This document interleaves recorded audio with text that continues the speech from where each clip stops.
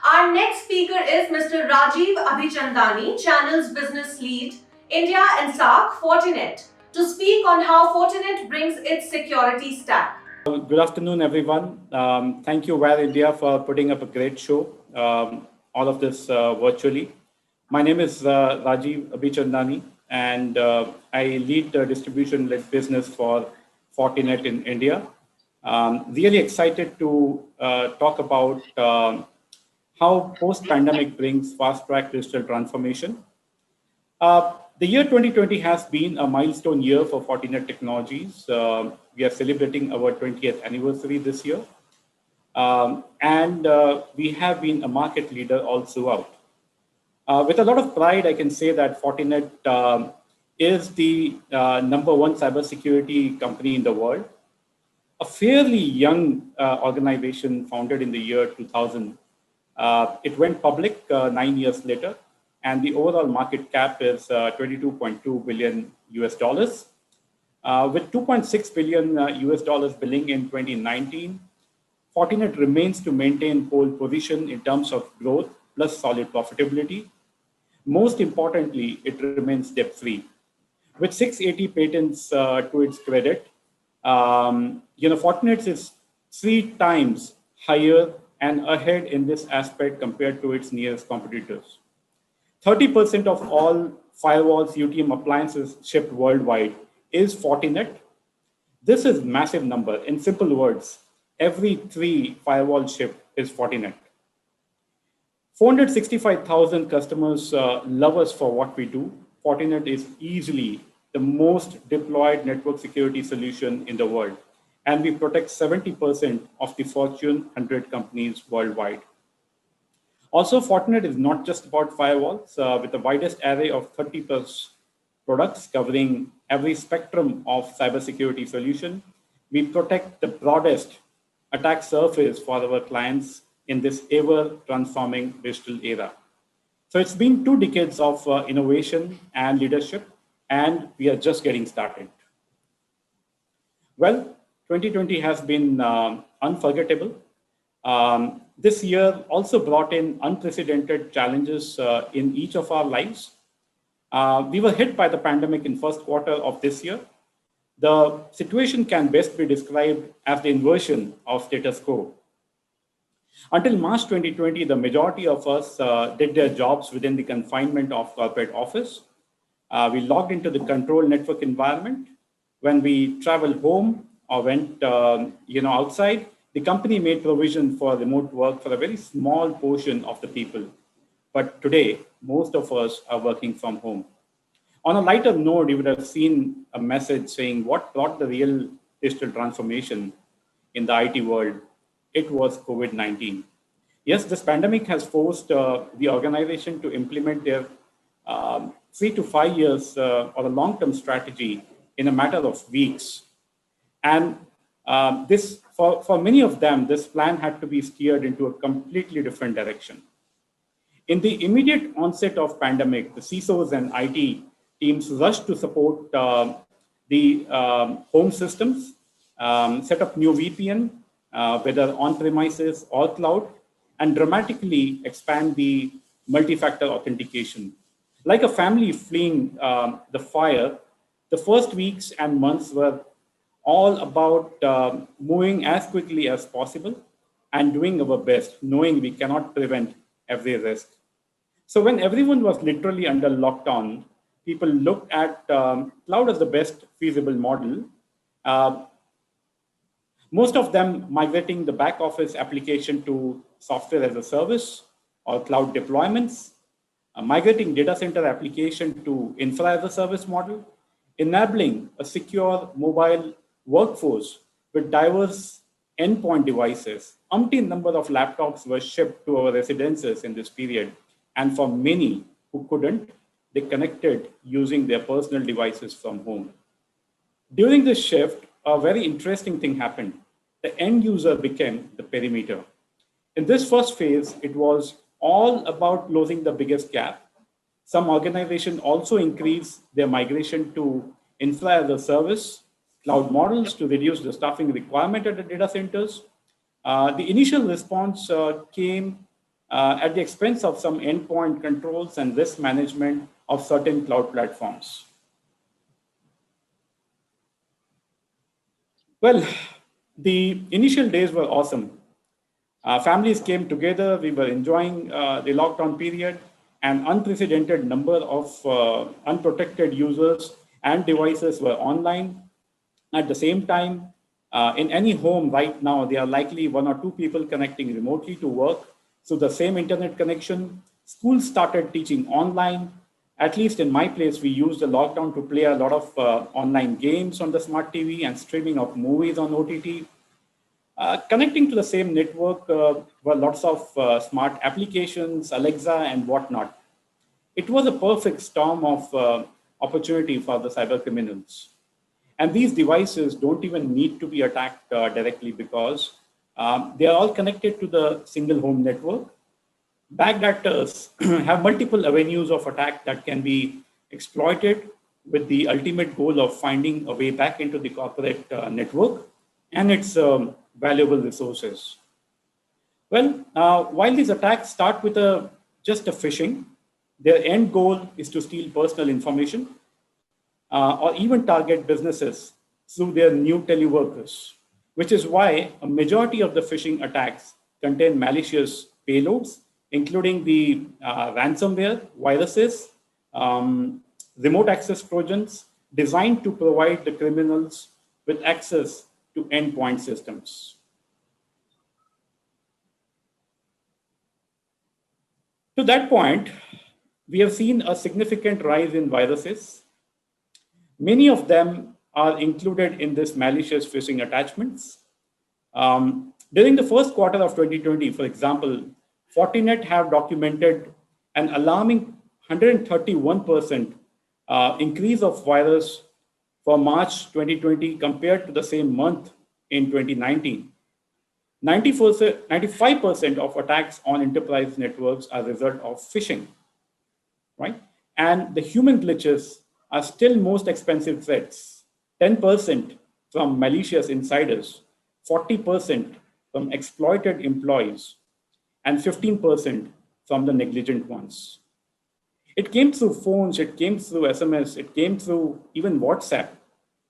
And it's a most sophisticated way, well-designed pages, links, making it difficult for the workers to detect a problem. What's worse, most of them do not even know that they have fallen victim of this. 1 in 5 corporates risk a major breach in next 12 months. 205 days is the industry average, the detection time for a breach.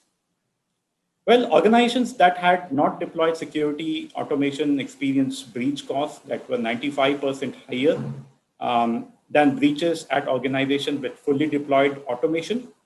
Interestingly, we have also seen a reduction in more traditional attack methods. During the first quarter, for example, we have seen a reduction of botnet attacks per month, 44% down compared to the same time period in 2019.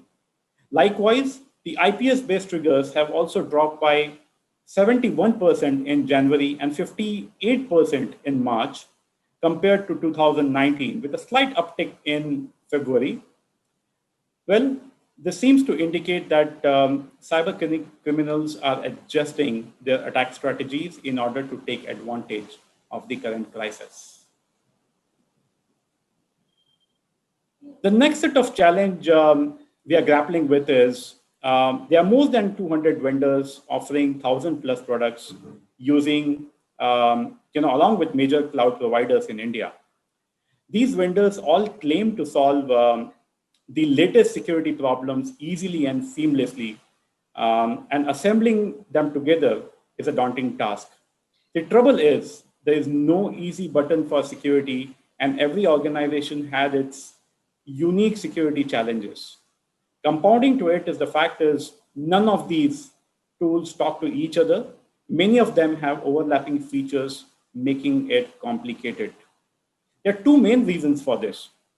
A, when crisis hit us, decision makers looked into the latest and greatest security must-have solutions and pushed the organization to buy them without considering the overall integrated security posture And it was okay then because everybody was trying to reduce the downtime.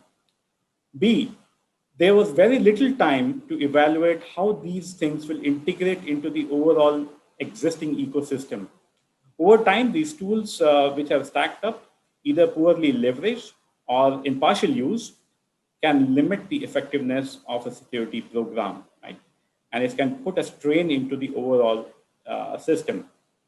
The result, while the security posture that looks good from outside will suffer from internal rot, leading to increased risk of compromise. Well, what's ahead of us now? Um, with the situation still looking far from normal, um, don't get mistaken by the traffic on the road. This is what their reality is. In Bangalore, just 10% of employees returned to office by end of November 2020. It is less than 5% for tech companies in cities like Hyderabad, Bangalore, and Pune. In Mumbai and Delhi, 20% have returned to office, but these are pharma, BPO, and manufacturing industries. The fact is, most of us are still working from home with no idea when can we return to office. So what's ahead of us now? Do we see the light at the end of the tunnel, or we are hit by a train again? Well, given the state of the world, it's safe to assume two things. First, we have no idea when we can return to pre-pandemic normal. Until there is a vaccine and we understand more about the course of this disease, we can't possibly predict when things will settle down. Second, there will still be flare-ups, and we have seen that recently. The most optimistic prediction suggests that we will be dealing with outbreak episodes, vaccine efficacy, and other complications for another 12 to 18 months. We have to accept that our current plans are not stopgap measures, but our new core operating model for the foreseeable future. Going forward, 30 to 35% of workforce will be working from home multiple days in a week. Well, from the cybersecurity standpoint, it's important to think of an integrated security architecture. First things first, we should educate our remote workers, their families, kids, everybody in the house about things like phishing and malicious website and how to stop them. It's crucial to have a complete visibility and control of the entire digital attack surface to better manage risk. Automation will be crucial to drive faster response, ensure secure application and device access management without compromising performance. Stress on zero trust principles, as the model zero trust treats every transaction, iteration, or movement of data as suspicious. Enable end-to-end secure application and connectivity from data center to cloud. And finally, having an ability to manage the full stack from single pane of glass. With Fortinet Security Fabric, which is the most advanced framework, provides full protection across the entire digital infrastructure. And under this umbrella, we have more than 30 products seamlessly talking to each other, simplifying operations and driving automation. Well, looking at the different categories of teleworkers, we can put them into three different pillars, three different categories. First, teleworker, which applies to most of the people. They need access to email, data, and application to do their job. All they need is a VPN tunnel. Fortinet recommends free VPN client for our existing clients. We call that as FortiClient, connecting back to the FortiGate firewall. We recommend to use the two-factor authentication like FortiToken on top of it. For the username and password can easily be stolen or hacked. Second, the power user. These users have elevated responsibility in the organization. For these employees, along with FortiToken, FortiAP can be deployed at home. FortiAP will establish secure connection from home to office, Traffic from Wi-Fi can easily get security policies from the centralized firewall. Wireless can be configured the same as in Office, making things simple and secured just like you do the office work from your corporate campus. Finally, super user, an executive with sensitive company access to sensitive company information. We can deploy a small FortiGate at home, ensuring highest level of security plus seamless policies. FortiAP plus FortiPhone will make a small branch at home and can be the most secured way of connecting the super user. Zero trust provisioning will ensure they do not need human intervention to configure and can be shipped to the respective residences. It can be up and running in minutes. Finally, we need a couple of gears at the office end, the office setup. It needs a VPN concentrator. The Fortinet customers having FortiOS can get this for free. FortiClient EMS, the endpoint management system, to help deploy and manage multiple endpoints, VPNs, and the FortiAuthenticator to simplify larger deployments with two-factor authentication. Well, this is the high-level diagram of how it can be configured for all the three users. I don't want to take much of your time here, but you can always refer to our website, fortinet.com, or write back to us for more details. Finally, incidents will happen. We have to be from reactive to proactive by educating, protecting, detecting, and responding on a timely fashion. Thank you so much. Thank you, Mr. Rajeev, for your presentation. That was really insightful.